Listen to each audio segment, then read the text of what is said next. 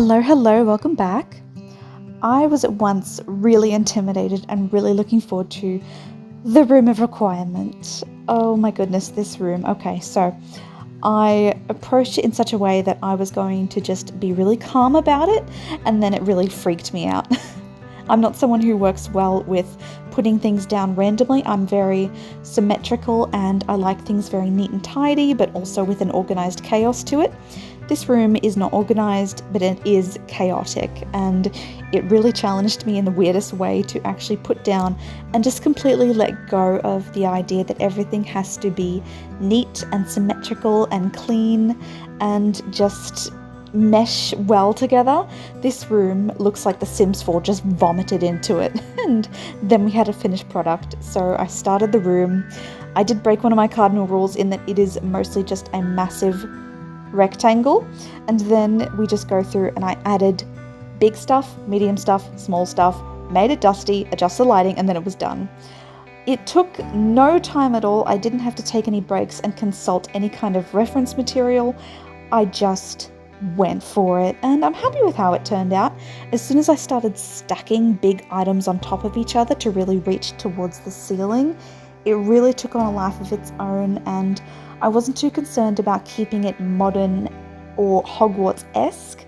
There are modern appliances sprinkled in. I've got some TVs, I've got candle making, I've got foosball, I've got, I believe, even the tracking device you get from Strangerville. And I just wasn't too concerned about keeping it canon. I feel like the room of requirement stretches the boundaries of what is possible for Hogwarts, and I believe electronics really gently, slightly fell into that category. So I do put down some old looking televisions and maybe a radio every now and then, but otherwise it's very stationary.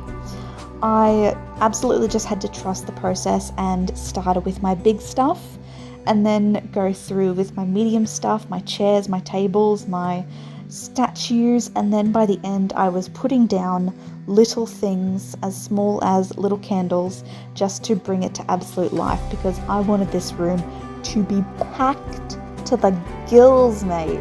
I wanted it to be absolutely full of stuff. It hurts to look at it and you're just sort of not really sure what you're looking at. So I was just going through, I was using all of the packs. You're not going to be able to download this room without just getting a bit of everything.